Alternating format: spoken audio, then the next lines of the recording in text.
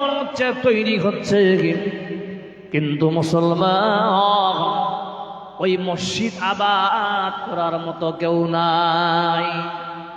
এক বান্দা দান দিল, দান দেবার কাম করেছে, দান দিয়েছে, কিন্তু ওই বান্দা নামাজ পড়ে না। কিন্তু বলুন তো, ওই বান্দা গ্রামের লোকের কাছে এসছে, কেউ বাকারা, তার বাড়িতে যখন মেহমান আসলো, মেহমান আসার পর আর লাইন মারবেল আমার দেওয়া বন্ধু শুনে, ওই বান্দা যে দান দিয়েছে তার মানে হলো, বাবা তুমি দান দিয়েছ বটে, কিন্তু তোমার দান বরবাদ হয়ে গেল।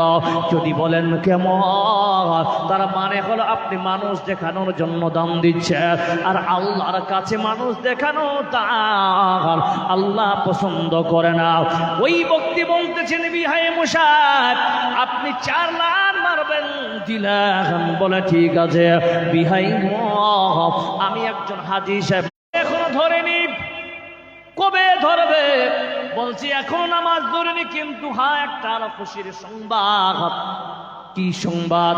বলছেন গ্রামের মানুষেরা সবাই মিলে মিশে আমাকে ভালোবেসে মসজিদের কেশিয়ার বানিয়ে। প্রতি কেমন ঈমান রাখবে বন্ধুরে, ভালো করে শুনেন। আজকে আপনার আমার ঈমানের যদি পরীক্ষা নেওয়া হয় বন্ধু, আপনারা যদি প্রকৃত হতে চান, তাহলে দেখে আপনাদেরকে এখন যদি প্রশ্ন করা হয় এইভাবে আপনারা ঈমান এনেছেন কেমন? আল্লাহ রাব্বুল আলামিন বান্দা এবার ঈমানদারের পরীক্ষা নিচ্ছেন আল্লাহ। দেখেন কিভাবে। ইন্নামাল মুমিনুনা আল্লাযীনা ইযা যুকিরাল্লাহু ওয়াজিলাত কুলুবুহুম। বান্দা শুনে, যখন আল্লাহর জিকির করা হবে সামনে, তাদের মধ্যে যদি ঈমান সম্পন্ন থেকে থাকে। গ্রামের মানুষেরা যখন আপনাদের ইটাহার বাজারে যায়, কেউ একজন শাড়ি কিনতে যাবে, বাচ্চাদের কাপড় কিনবে, একটা শাড়ি কিনতে গেলে 25টা শাড়ির আপনাদের আশ্রয় নিতে হতো কিনা জোরে বলেন? একটা শাড়ি ডাইরেক্ট দোকানদার দেখাবে, আর আপনি সেটাকে পছন্দ করবেন না। না, একটা শাড়ি দেখতে গেলে পুরো শাড়িটা আপনাকে খুলে দেখাতো কিনা জোরে বলেন?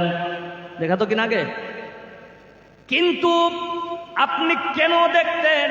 কারণ শাড়িটার আঞ্চালা কেমন হবে, কালার কেমন হবে, পায়ের শুরু না মোটা হবে, এই নিয়ে দোকানদার একটা শাড়ি বিক্রি করার জন্য 20টা শাড়ি দেখাতেন, 25টা দেখাতেন বন্ধু।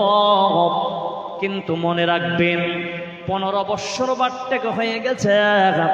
এখনকার বাজারে আপনি গেঞ্জি কিনতে যান বা আপনি যে কোনো কাপড় কিনতে যান, দেখবেন শাড়ির উপরে বারবার একটা শাড়িকে যখন খুলবেন আর গছিয়ে লাগাবেন, গ্রামের মানুষ তো হাত ধুয়ে পরিষ্কার আছে কিনা, নোংরা হবে কিনা জোরে বলেন বন্ধুরে।